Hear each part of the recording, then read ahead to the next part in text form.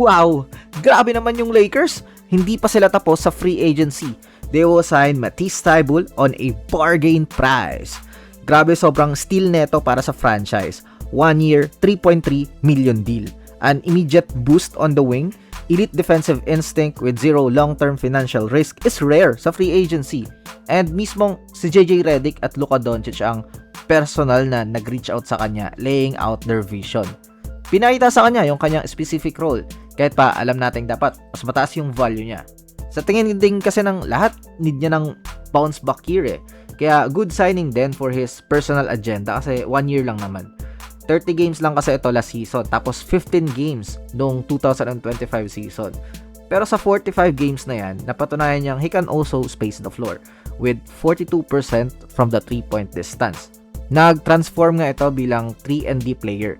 Kilala siya bilang defensive specialist pero nandyan na rin yung kanyang cut and finish ability. Grabe nga yung defense nito, nababasa niya yung mga pasa ng kalaban.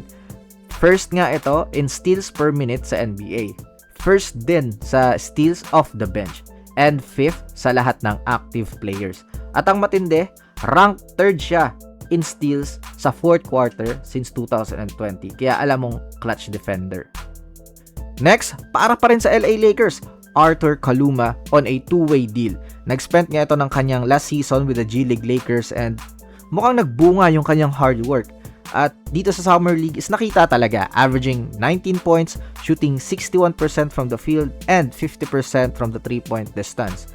He simply outgrown his initial expectations. Nilock up na nga ito ng Lakers, baka makuha pa ng iba eh. Having a physical forward and can score efficiently on multiple levels is mabibigyan niya ng insurance policy yung main roster na isang reliable.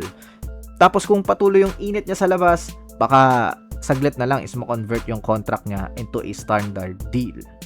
Next, Jonathan Kuminga is seeking 20 million per year sa kanyang contract kung saan napapangiwi ang mga front office sa liga. Bata pa naman talaga, tsaka may upside pero siya kasi yung nagde-demand ng value niya. Hindi ba pwedeng ang mga metrics at mga teams yung magde-decide kung ano yung value mo kasi sila yung nakakakita.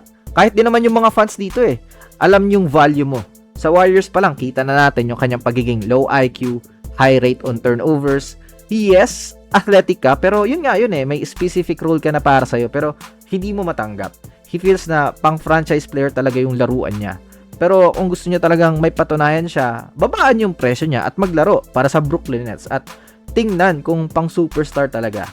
Kayo ba, anong tingin yung value ni Kuminga at saang team kaya makukuha yung ganung halaga, saan niya makukuha yung groove niya? What is the perfect team for Kuminga and his money value?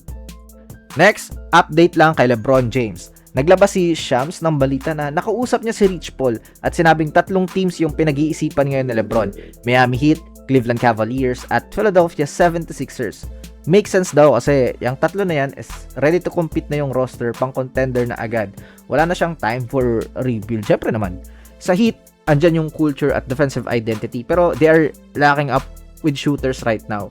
Yung duo mo na Bam at Giannis baka hindi rin mag-workout kasi I don't know.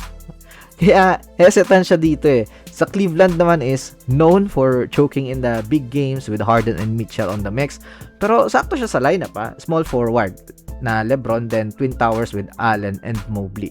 Sa 76ers naman, ganun din yung situation niya pero merong Jaylen Brown na proven winner. Kaso ang nawala sa usapan is ang Warriors. Ano na yan? Sayang naman yung mga pinaplano ni Draymond Green para sa kanyang Bebe Labs. Naka-hold yung kanyang extension, ibibigay pa daw yung number 23. Anything for his glorious king. Tsaka, paano din pala yung taya ko sa Wizards? Hanep na yan. Kayo ba? Saan kaya mapupunta? Sa LeBron James. That's all for this one. Let me know all your thoughts in the comment section below. I will now step back. Bye-bye!